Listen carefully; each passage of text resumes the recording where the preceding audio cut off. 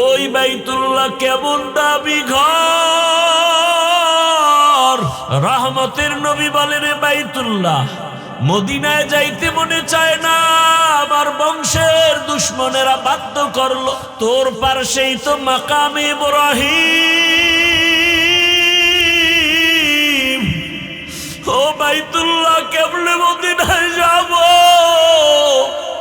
তোমার কাছেই তো হেরা পাহাড়, যেখানে আমি দীর্ঘ বছর ধ্যানে সময় কাটাইছি।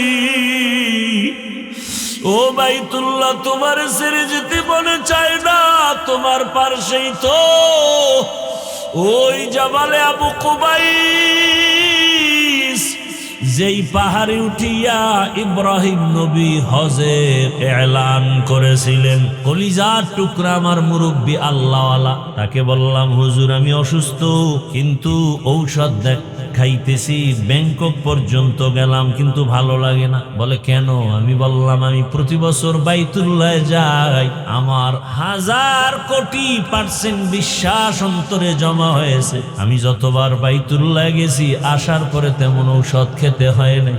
আমার মনে চায় আমি বারবার বাইতুল্লাহ যাই। আমি বাইতুল্লাহ যাইয়া ওই হজরে আসওয়াদ পাথরার দরজার মাঝখান জায়গাটা দোয়া কবুলের জায়গা, মুলতাজা।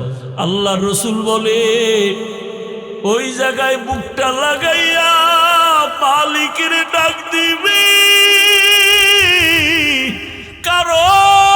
কারণ ওই জায়গায় ইব্রাহিম নবীর বুকটা লাগানো আছে,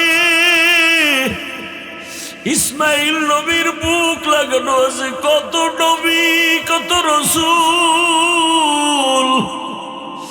আল্লাহর কত প্রিয় বান্দার বুকের চাপ লাগানো ওখানে। ওই বাইতুল্লাহর দরজা আর হজরে আসওয়াদ পাথরের মাঝখান জায়গায় বুকটা লাগা ডাক দিবি, ও দয়ার মালিক, আমারে এমন রোগে পাইছে যার ঔষধ নাই, তুমি মুক্তি করে দাও। আমি খোদার কসম করে বলি, এই 2-3 বছর আমি বাইতুল্লাহ যাইয়া আসি, আমার ঔষধ খাওয়া লাগে না, তেমন অসুস্থ হই না। কিন্তু আমার মনে চায় আমি ব্যাংকক পর্যন্ত ঘুরেছি, আর জীবনে কোথাও ডাক্তার দেখাইতে যাব না।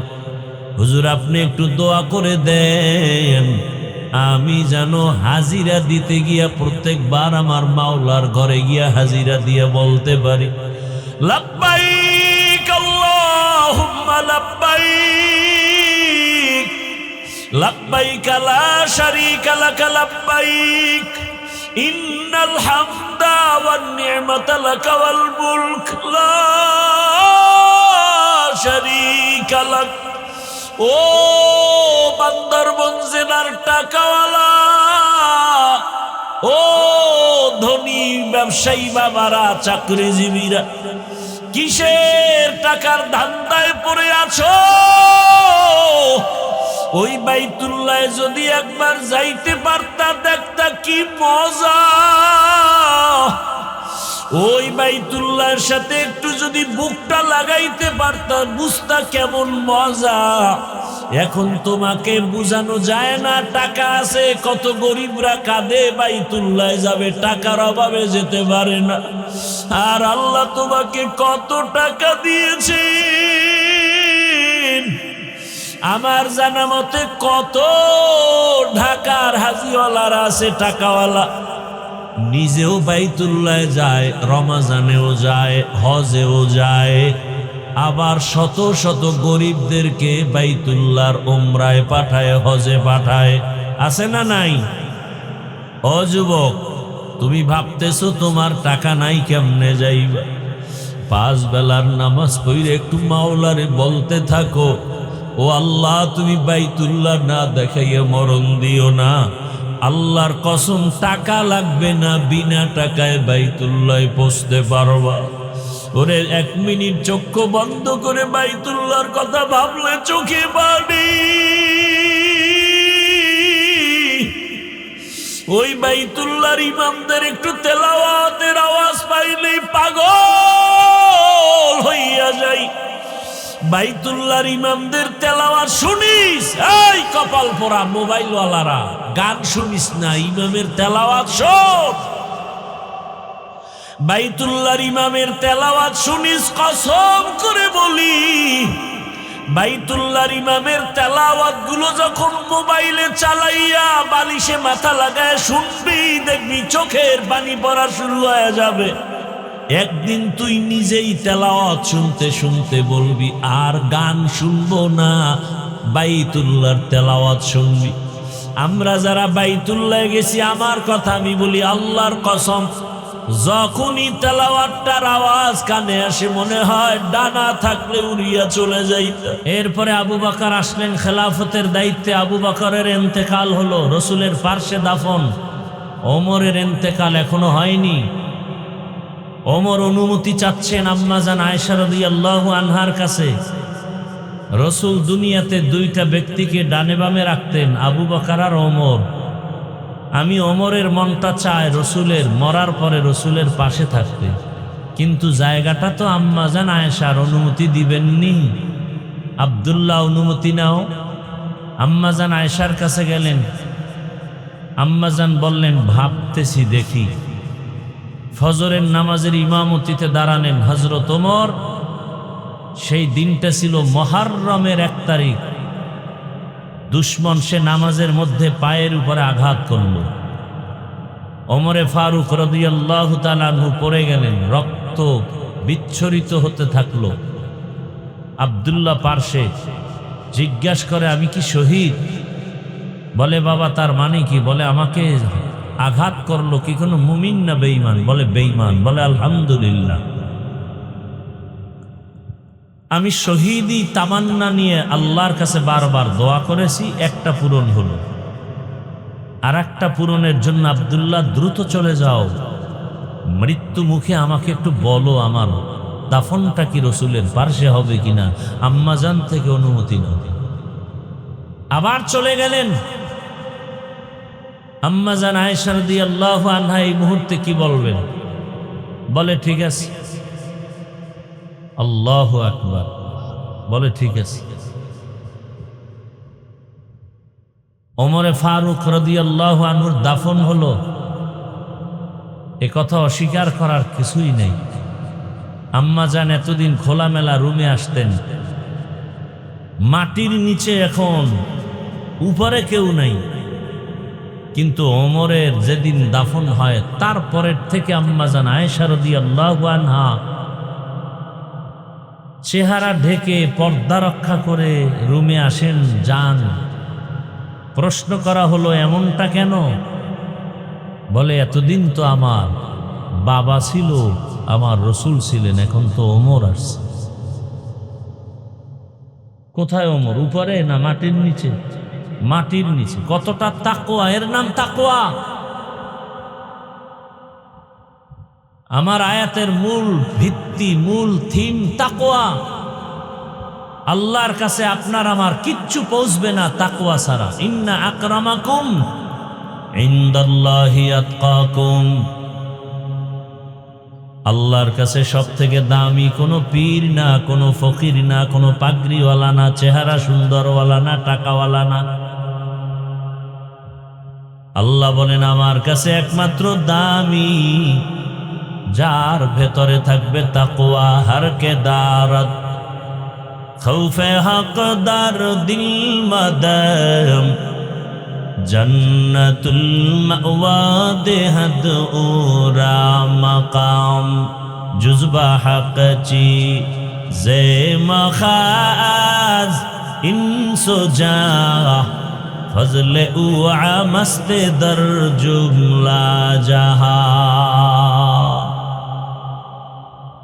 তাকওয়া বড় দামি এক সম্পদ। আল্লাহ বারবার নবীকেও বলেন, হে নবী যার কোনো গুনাহ নাই। নবীজির গুনাহ আছে? আল্লাহ সেই নবীকে বলেন, সে নবীর জন্য আল্লাহ নিজে আশিক। সব নবী রাসূল আমার আল্লাহ তাআলার আশিক, আর আমার আল্লাহ শুধুমাত্র মুহাম্মদের আশিক। সেই নবীকে আল্লাহ বলেন, নবী আপনিও তাকওয়া অর্জন করেন। ইয়া আইয়ুহান নাবিয়্যুত্তাকিল্লাহ ওয়ালা তুতিইল কাফিরিনা ওয়াল মুনাফিকিন।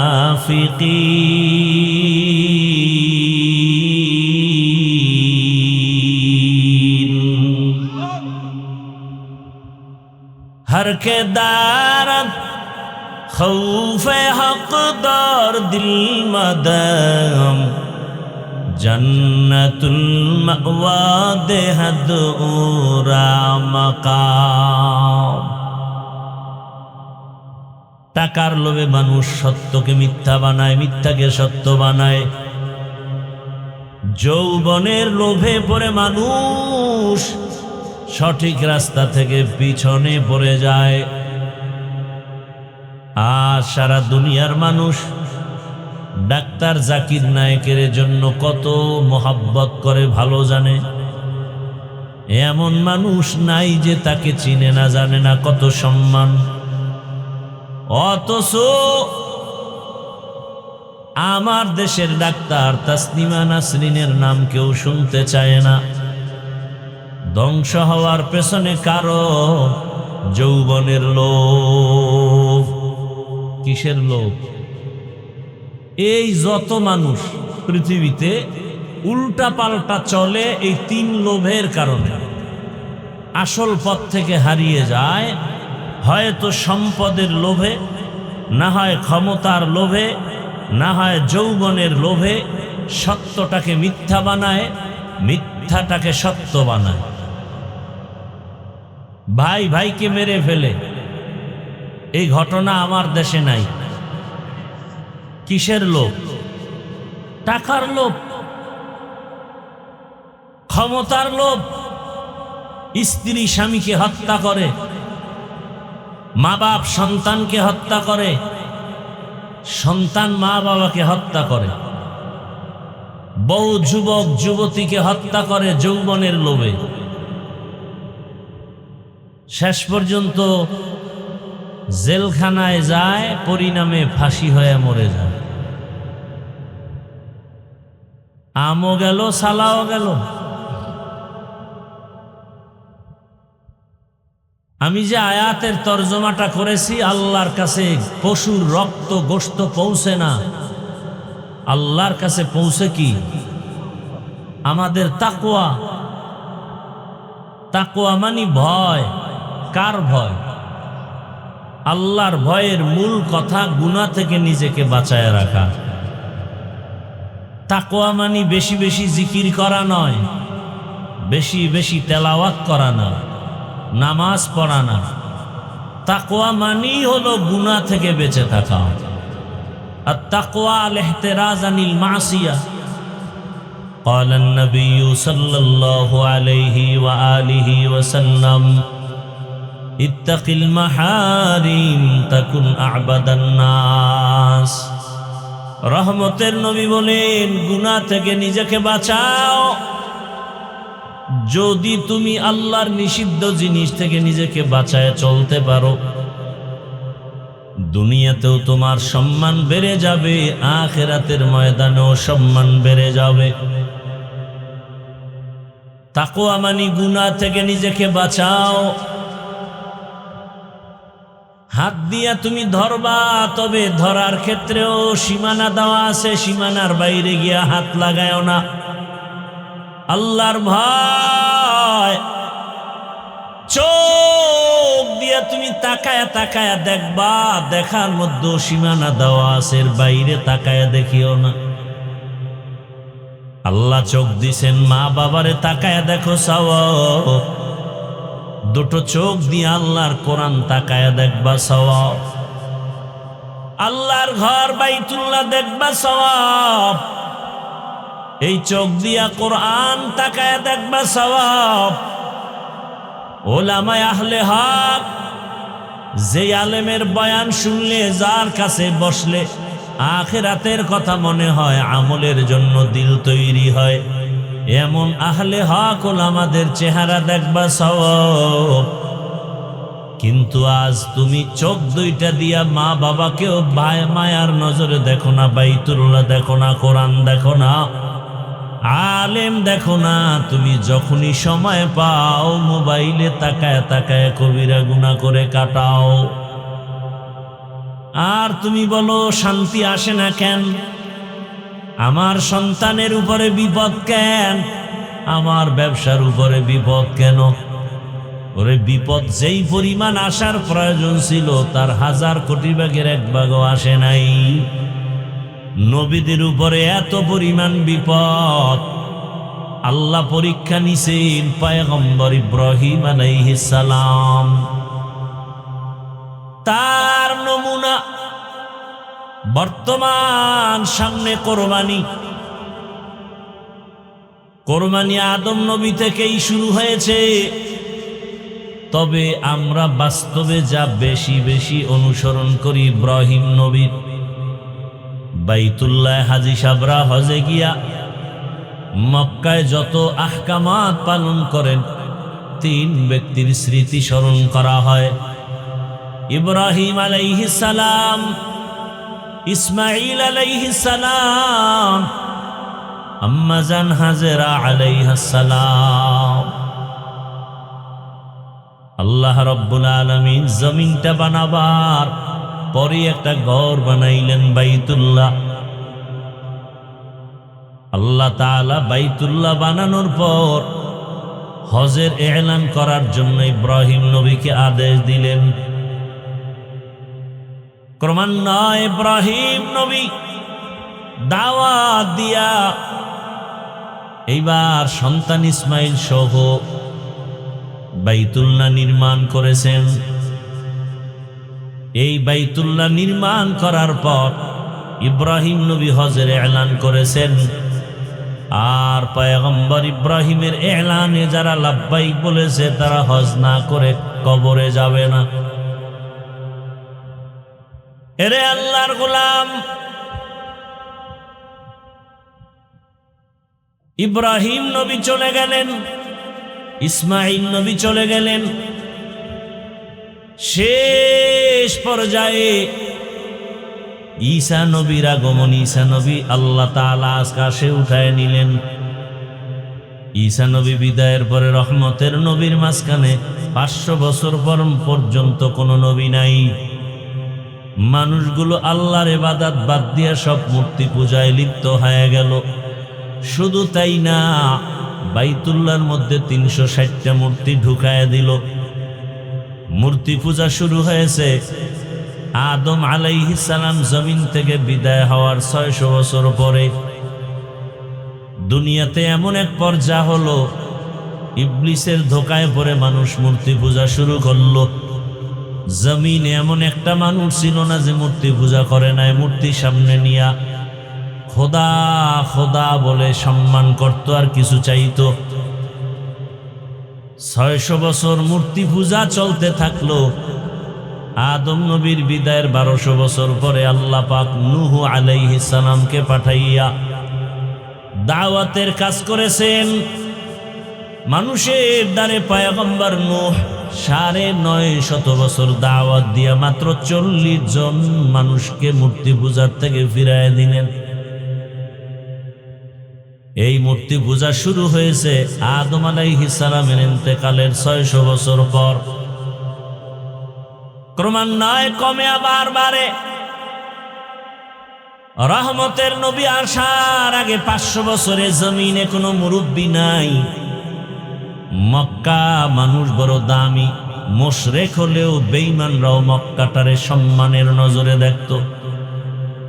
বাইতুল্লাহ এমন এক সম্মানের ঘর। মক্কার মানুষ ওই সময় এত খারাপ, ইতিহাসের মধ্যে লেখে মক্কার মতো খারাপ মানুষ দুনিয়ার কোথাও ছিল না। এত খারাপ, এরা নিজেরা নারী আর পুরুষ উলঙ্গ হয় বাইতুল্লাহ তাওয়াফ করে। কেন? বলে আমরা যে গুনাহ করি কাপড় চুপুর পরে, এই কাপড় নিয়ে বাইতুল্লাহ পবিত্র, ওখানে যাওয়া যায় না। এই জন্য কাপড় চুপুর খুলে নারী পুরুষ একসাথে বাইতুল্লাহ যায়, তাওয়াফ করে। নাপাক কাপড় নিয়ে যাবে না। এটা কেমন হইল? একজনে পাগড়ির ফজিলতের বয়ান শুইনা লঙ্গি খুলে পাগড়ি বাঁধল। এটা যেমন হয়, বাইতুল্লাহর মতো পবিত্র ঘরে নাপাক কাপড় নিয়ে যাওয়া যাবে না মনে করে সব খুলে উলঙ্গ হয়ে বাইতুল্লাহর পার্শ্বে যায়। কতটা নিকৃষ্টতম জাহেল! এবং এরা পশু জবাই করে আর রক্তগুলো বাইতুল্লাহর দেওয়ালে মাখে, মনে করে এটাই আমাদের সফলতা। আল্লাহ আয়াত নাজিল করে দিলেন, এই মক্কার মানুষ এতটা খারাপ, বিবাহ শাদীর কোনো ভালাই নাই, পশু জবাই করে রক্ত মাখে দেওয়ালে, নারী পুরুষ উলঙ্গ তাওয়াফ করে, মূর্তির পূজা করে, ব্যাগে কোথাও গেলে ব্যাগের মধ্যে একটা মূর্তি নিয়ে যায়। এত ভালোবাসা! আল্লাহ তাআলা এই মানুষকে হেদায়েতের জন্য সর্বশেষ এবং শ্রেষ্ঠ রহমতের নবীকে জমিনে পাঠায়া দিলেন। রহমতের নবী মক্কা নগরীতে আসলেন, পরিবর্তন শুরু হয়ে গেল। 1000 বছর পর্যন্ত যে অগ্নি জ্বলতেছিল পারস্যের, সে আগুন নিভে গেল অটোমেটিক। রহমতের নবী আসছেন, দুনিয়ায় রহমতের বাতাস বইতে শুরু হয়ে গেল। খবর শুনে আবু লাহাব তার দাসী, তার বাদীকে আজাদ করে দিল, মুক্ত করে দিল। রহমতের নবী আসছেন। আস্তে আস্তে নবী বড় হতে লাগলেন। 40 বছরের আগে নবী সবার সাথে মুখ লাগায় কথা বলে হাসি মুখে, কিন্তু দাওয়াত দেয় না। দীর্ঘ 40 বছর পর্যন্ত রহমতের নবী কালেমার দাওয়াত দেন না, নামাজের দাওয়াত নাই, রোজার দাওয়াত নাই। নবী এই টাইমে বেশিরভাগ সময় বাইতুল্লাহর দূরে একটা পাহাড় আছে, হেরা পাহাড়, ওই পাহাড়ের গর্তে গিয়া নবী ধ্যান করতেন। ধ্যান আল্লাহর ভালোবাসা অর্জনের জন্য সাধনা করতেন। আমার কথাটা বুঝে থাকলে একটু জবাব দেন, বাইতুল্লাহর দাম বেশি নাকি হেরা পাহাড়ের দাম বেশি? বাইতুল্লাহর দাম। আল্লাহ কোরআনে বলেছেন, ইন্না আউওয়ালা বাইতিন উযিআ লিন-নাস লাল্লাযী বিবাক্কাতা মুবারাকাও ওয়া হুদা মুবারাকাও ওয়া হুদাল লিল আলামিন।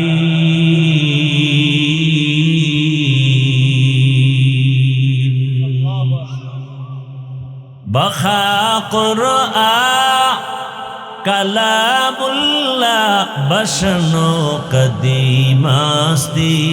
কদিমাস্তি নইনো। ভাইরা আমার, বাইতুল্লাহ এত দামি, যেই বাইতুল্লাহর দিকে প্রথম কেউ নজর দিয়া দোয়া করলেই কবুল। বাইতুল্লাহ প্রথমবার দেখে যে দোয়া করবে সাথে সাথে কবুল। আমার ওস্তাদ বলছে, কি দোয়া করলে তোমার জীবনটা ধন্য হবে? ও বাইতুল্লাহর মুসাফির, আল্লাহ যদি কোনোদিন বাইতুল্লাহ নেয়, সফর করে বাইতুল্লাহ গিয়া যখন বাইতুল্লাহ নজর পড়ে যাবে, প্রথমে দোয়া করবা, আয় আল্লাহ, আমি গুনাহগার, জীবনে যত ভালো ভালো দোয়া করছি কবুল করে নেও, সামনে যত দোয়া করব সব কবুল করে নাও। জামে দোয়া, পিছনে যত দোয়া করেছি ভালো, সামনে যত ভালো দোয়া করব তুমি বাইতুল্লাহর নজরের বরকতে কবুল করে নাও। আল্লাহর ওয়াদা, রসুল বলেছেন বাইতুল্লাহ দেখে প্রথম দোয়া করলেই কবুল, প্রথম নজরে। শুধু কি তাই, একজনে বাইতুল্লাহ তাওয়াফ করে, আর একজনে নামাজ পড়ে, আর একজনে শুধু তাকায় তাকায় দেখে। নবীজি বলেন যে শুধু তাকায় তাকায় বাইতুল্লাহ দেখে, অনবরত তার উপরে রহমত নাজিল হইতেছে। ভাইরা আমার, এমন একটা দামি ঘর জমিনে আর কোথাও নাই। ওই বাইতুল্লাহর এরিয়ায় কেউ যদি ঢুকে একবার বলেন আল্লাহ, 1,00,000 বার আল্লাহ বলার সওয়াব পেয়ে যাবে। ওই বাইতুল্লাহর সীমানায় গিয়া যদি কেউ একটা সিজদা দেয়, 1,00,000 সিজদার সওয়াব পেয়ে যাবে। ওই বাইতুল্লাহর সীমানায় যদি একবার সুবহানাল্লাহ বলে, 1,00,000 বার সুবহানাল্লাহ বলার সওয়াব হবে। কেমন মায়া ওখানে লাগায় রাখছেন আমার আল্লাহ। রহমতের নবী বাইতুল্লাহ ছেড়ে যখন রাতের আধারে দুশ্মন বাধ্য করছে আর থাকতে দিবে না, আমার আল্লাহ বলে নবী আপনি হিজরত করে মদিনায় যান। নবী যখন ঘর থেকে বের হইয়া বাইতুল্লাহর সামনে গিয়া দাঁড়াইলে, বাইতুল্লাহর ডাক দিয়া কয়, রে বাইতুল্লাহ, তোরে ছেড়ে যেতে মনে চায় না, মনে চায় না, কারণ আমার জন্মভূমি। কাফের মুশরিক ওই দুশমনেরা বাইতুল্লাহর দিকে ফিরিয়া নামাজ পড়তেও দেয় না, আমারে বাইতুল মাকদিসের দিকে ফিরিয়া নামাজ পড়তে বাধ্য করে। ওই দুশমনেরা এমন বাধ্য করেছে যে আজ আমার বাইতুল্লাহ ছেড়ে যেতে হয়, কিন্তু মনে চায় না আমি বাইতুল্লাহ ছেড়ে চলে যাই। ও বাইতুল্লাহ, তোর দিকে তাকাইয়া থাকলেই তো সওয়াব, তোর পাশে সিজদা দিলে 1,00,000 সিজদার সওয়াব। মনে চায় না তোর পাথর হজরে আসওয়াদে চুমা দিলে গুনাহ টেনে নেয়, তোর পাশে জমজমের পানি, দুনিয়ার সব বিজ্ঞানীর একমত জমজমের পানির মতো দামি পানি নেই। এমন পানি, দুনিয়ার পানি পান করলে পিপাসা নিবারণ হয়, ক্ষুধা নিবারণ হয় না। জমজমের পানি এত দামি বরকতের পানি, যেই পানি পান করলে শুধু পিপাসা নিবারণ হয় না, ক্ষুধাও নিবারণ হয়ে যায়। শুধু ক্ষুধা নিবারণ হয় না, জমজমের পানি পান করো ইয়াকিনের সাথে, তোমার খানা দানা খেতে হবে না। আহ, রহমতের নবী একটা খেজুর, একটু জমজমের পানি পান করে রোজা রাখছেন। জমজমের পানি বরকতি পানি। হাজার হাজার হাজার বছর ওই কূপের থেকে crore crore million trillion billion পানি, হাজি লিটার পানি হাজিরা নিয়ে যায়, কমেও না বাড়েও না। কি মদিনাবাসী, আহ আল্লাহর কুদরত কি! মদিনায় পাইপ দিয়া পানি নেবে, পাইপ, কি পানি, কিন্তু পানি যায় না। এখন গাড়ি দিয়ে নেয়, ড্রাম ভর্তি করে নেয়। কেমন আল্লাহর কুদরত! সাহাবায়ে কেরাম জিজ্ঞাসা করলেন, ইয়া রাসূলুল্লাহ, জমজম কূপের নিচের সম্পর্ক কোথায়, মাটির সাথে? নবী বলেন হাউজে কাউসারের সাথে। হাউজে কাউসারের সাথে জমজমের সম্পর্ক। যেই হাউজে কাউসারের এক পেয়ালা পানি আমার রসুলের হাতে পান করলে আর পিপাসা থাকবে না।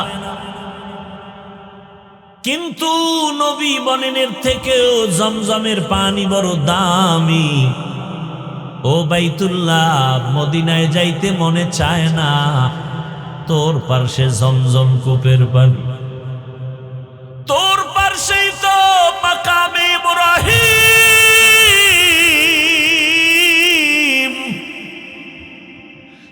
পাথরে আজও ইব্রাহিম নবীজির পায়ের ছাপ লাগানো আছে।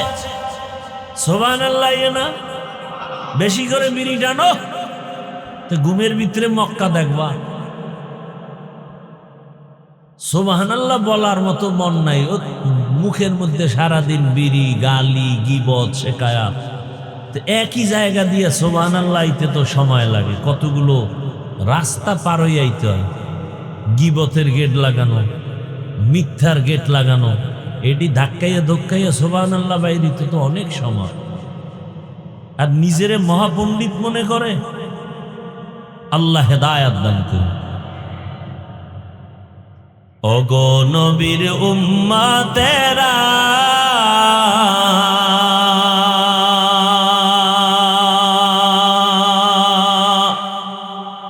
হয়ে আজি দিশাহারা,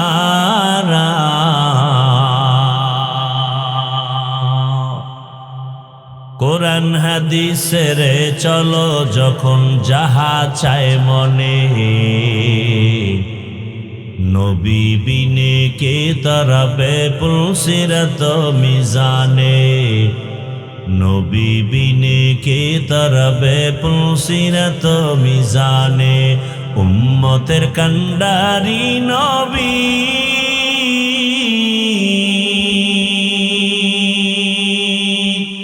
কাঁদছেন উম্মতের লাগি, এখনো কাঁদেন নবীজি শুয়ে মদিনার পানে, নবী বিনে কে তারাবে পুলসিরাত মিজানে, নবী বিনে কে তারাবে পুলসিরাত মিজানে, নবী আমার জীবন ভরে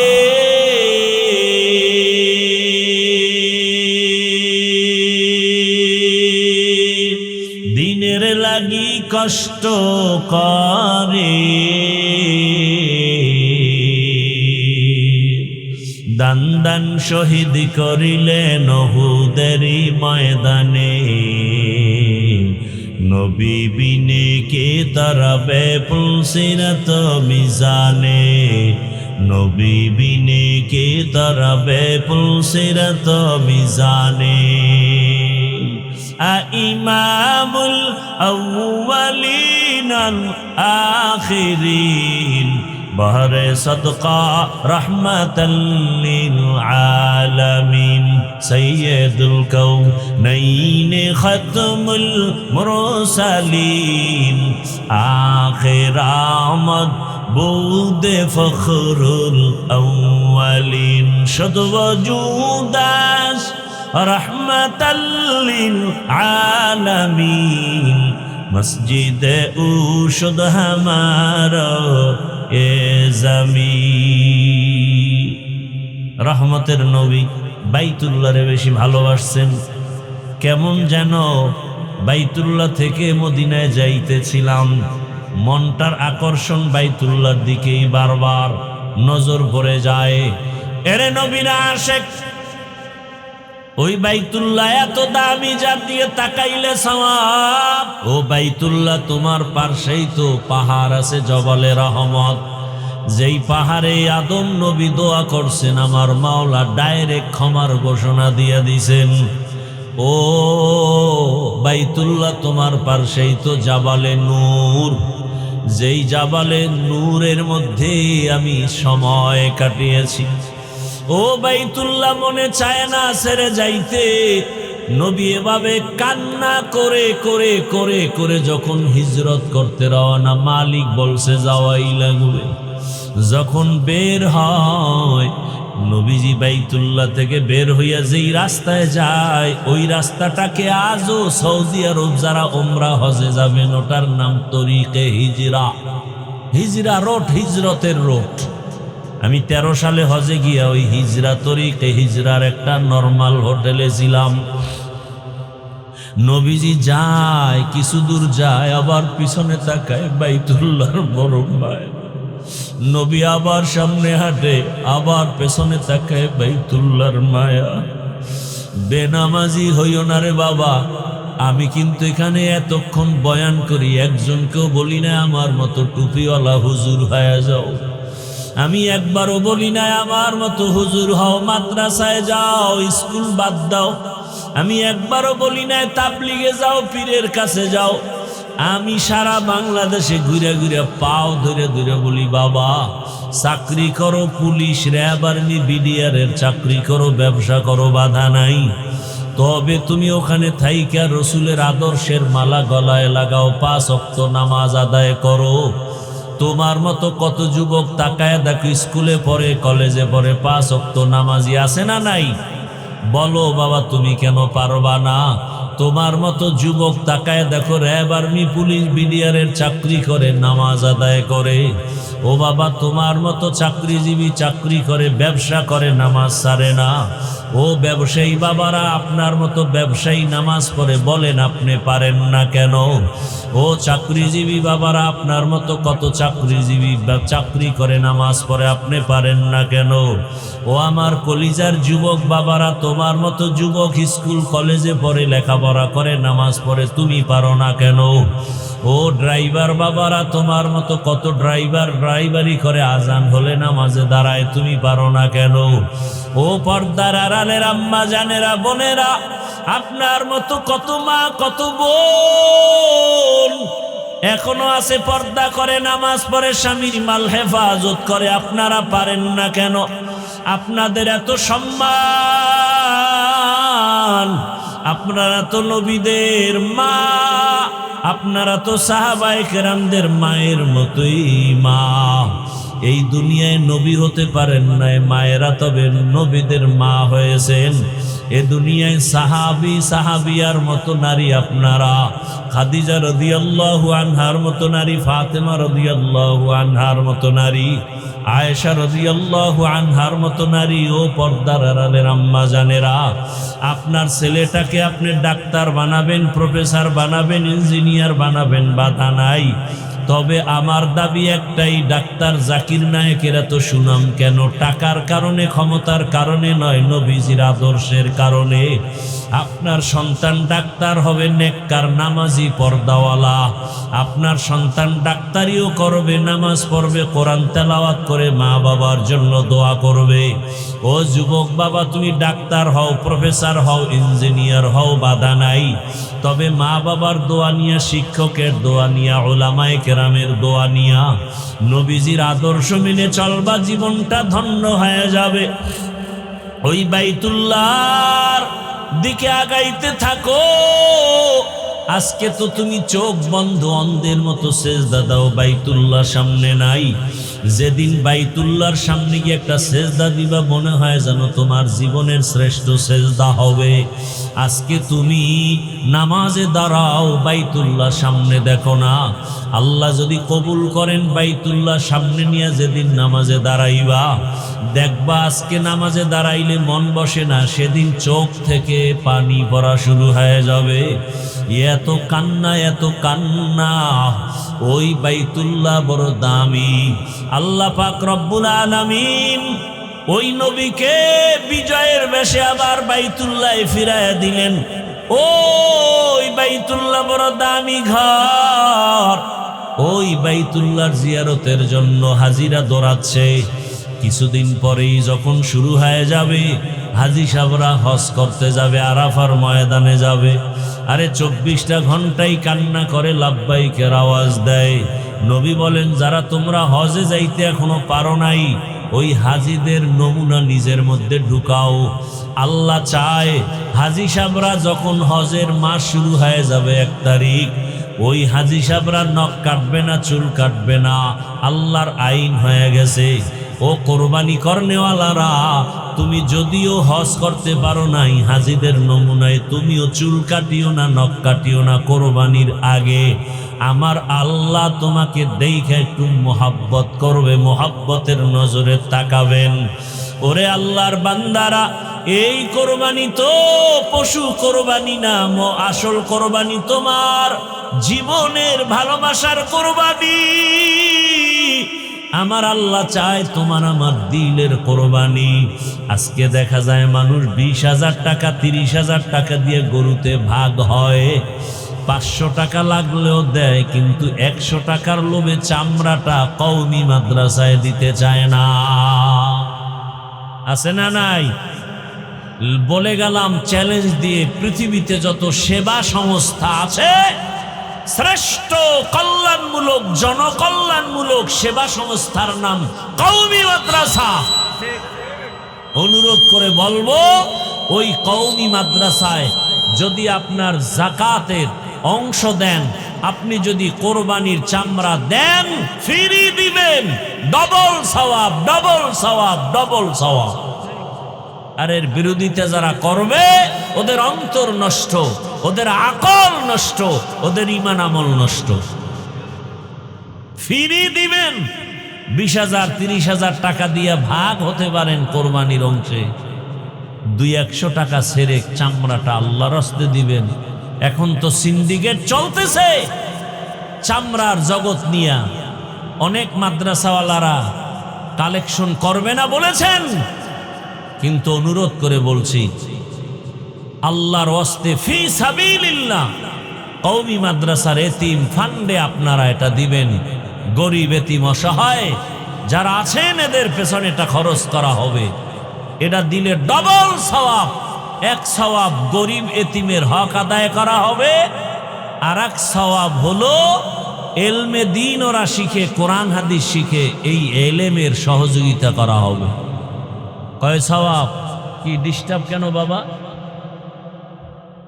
ডবল সওয়াব। আর এর বিরোধিতা যারা করবে, এদের অন্তর খারাপ। আল্লাহ হেদায়াত দান করুন। লা ইয়ানালাল্লাহা লুহুমুহা ওয়ালা দিমাউহা ওয়ালাকিন ইয়ানালুহুত তাকওয়া মিনকুম।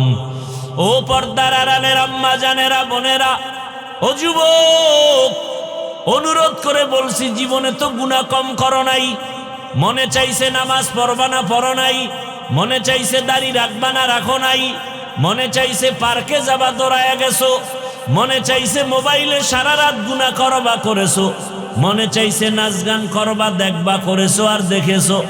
এখনো কি তোমার অন্তরের আশা পূরণ হয় নাই? তওবা কি করবা না? মরণের ভয় কি নাই রে যুবক? আজকে তুমি এখানে বসে আছো, কালকে 10টার সময় হতে পারো তুমি লাশ। এই যে রমজানের রোজা গেল, ঈদ গেল, কত মানুষ মরে গেল, বাসটা পানির মধ্যে চলে গেল, একটা বাচ্চা সাঁতার কাইটা এসে বলে আমার আম্মু পানিতে আটকা আছে, তাড়াতাড়ি আমার আম্মুকে বাসের থেকে নিয়ে আইসা বাঁচাও। আবার এক মহিলা সাঁতার কাইটা এসে বলে আমার বাচ্চা বাসের মধ্যে আটকানো, আমার বাচ্চাটাকে বাঁচাও। এইভাবে চোখের সামনে দিন দিন বিদায়। এমন কোনো দিন নাই লাশ নাই। কয়দিন আর বাঁচবা? কই চাকরিজীবী, কই বাড়িওয়ালা, বাড়ি পড়ে আছে, বাড়িওয়ালা নাই। চাকরির জায়গা ঠিকই চাকরি চলতেছে, কিন্তু আগের লোকটা নাই। এইভাবে একদিন বিদায় হতে হবে। আগামীকাল যদি আল্লাহ ডাক দিয়ে আজরাইলের পাঠায় দেয়, ঘুমের ভেতরে ওর জানটা নিয়ে যা। সকাল 10টা 11টায় আম্মু জানাইসা যখন ডাকবে, দেখবে ঘরের মধ্যে বাচ্চার সন্তানের জবানে কোনো আওয়াজ নাই। প্রতিদিন 2 ডাক দিলে সারা দেয়, আজকে এত ডাকি সারা দেয় না কেন? দরজা খুইলা মা সন্তানের হাত, বডির মধ্যে হাতটা টাচ করে দেখে পুরো শক্ত, বরফের মতো ঠান্ডা। মা পাগলনির মতো হয় চিৎকার দিয়ে বলবে, খবর হয়ে গেছে, আমার ছেলেটার দুনিয়ায় বাঁচিয়া নাই। ও যুবক বাবারা, একটু চিন্তা করো, ঘুমের মধ্যেও কত মরণ হয়ে যায়। ও পর্দার আড়ালের মা বোনেরা, কয়দিন আর দুনিয়ায় বাঁচবেন, কখন মরণ হবে জানা নাই। এখনো সময় আছে, তওবা করেন। ওই মা ডাক দিয়া স্বামীকে ডাকবে, ও যুবক, আল্লাহ কুদরতের দরজা খুলে দিলে তুমি দেখবা বাবাও কাঁদতেছে আর বলতেছে আমার সন্তান নাই। মা কাঁদবে আর বলবে আমারে আর মা বলে ডাক দেওয়ার কেউ নাই। অনেকে মা বাবা গ্রামে সারিয়া এই পার্বত্য অঞ্চলে আইসা থাকে। মায়ের খবর পর্যন্ত নিতে পারে না। এই কোরবানিতে জানো না, মা তোমারে রেখে গোশত খায় না। মা তাকায় থাকে সন্তান কখন আসবে, ওর মুখে আগে দিয়ে তারপরে আমি খাবো। একটা সন্তানের প্রতি মা বাবার এত মায়া, যেগুলো বুঝাবার কোনো ভাষা নাই রে বাবা। তুমি যেদিন মা বাবা হবা সেদিন তোমার বুঝে আসবে। ও বোনেরা, মায়েরা, পর্দার আড়ালের আমার যুবক বাবারা, বৃদ্ধ বাবাজিরা, ওই বাবায় টেলিফোন করা শুরু করবে, ইমাম সাহেব আমার ছেলেটা মরে গেছে, আপনি জানাজা না দিয়া কোথাও যাবেন না। তুমি দেখতে থাকবা, এক দলকে পাঠাবে বাজারে যাও কাফন কেনার জন্য, আর এক দলকে বলবে কবর খনন করার জন্য বাঁশবাগানে দৌড়াও, আর এক দলকে বলবে ঘরের পেছনে গরম পানি মশারি টানাও।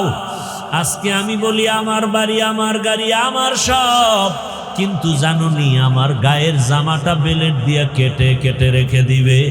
আমার হাতের ঘড়ি আর একজনে দিয়া বলবে এটা আমার হাফিজুর রহমানের ঘড়ি না।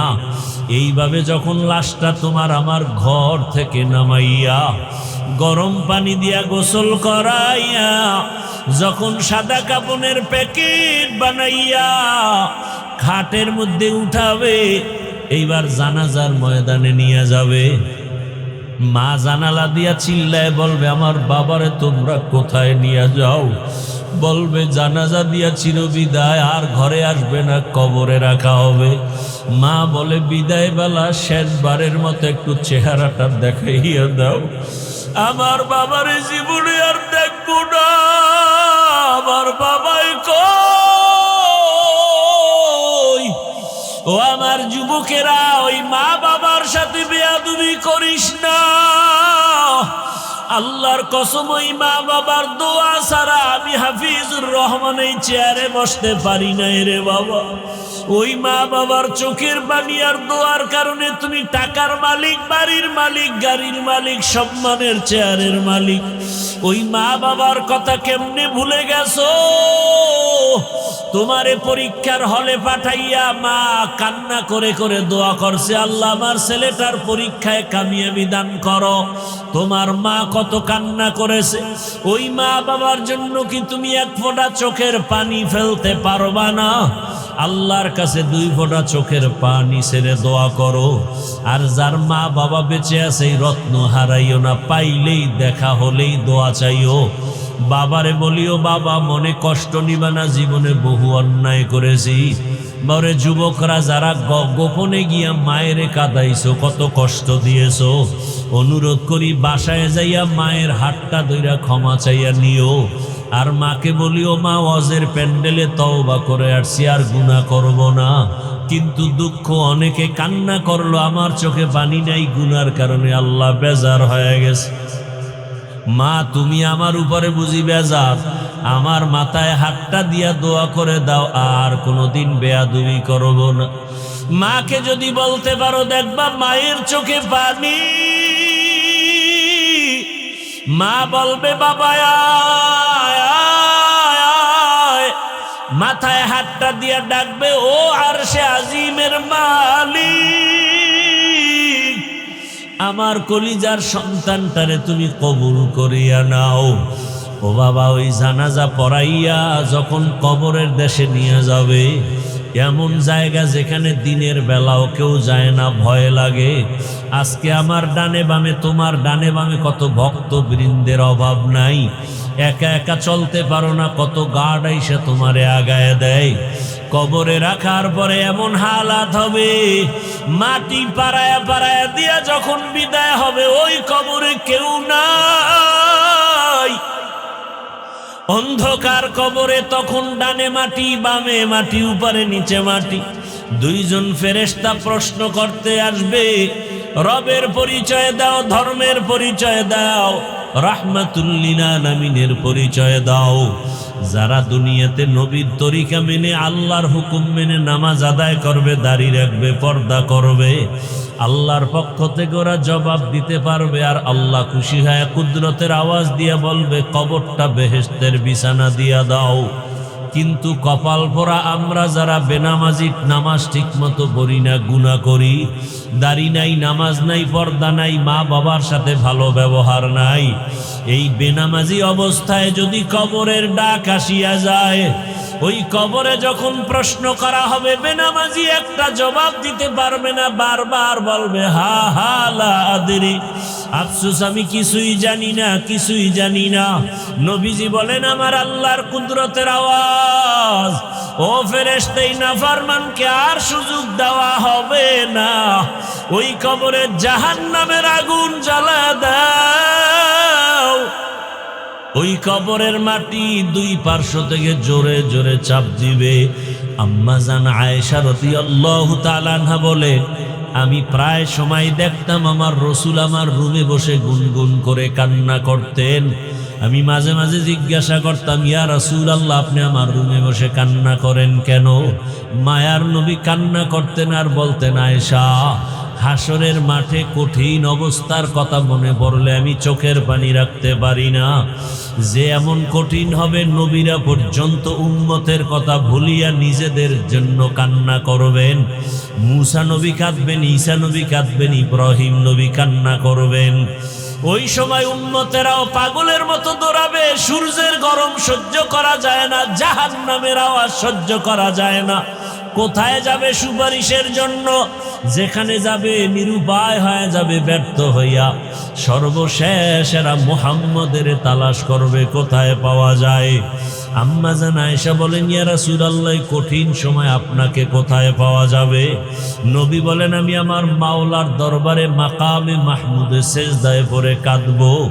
মুসা নবী নিজের চিন্তায় কাঁদবেন, ঈসা নবী নিজের চিন্তায় কাঁদবেন, ইব্রাহিম নবী নিজের চিন্তায় কাঁদবেন।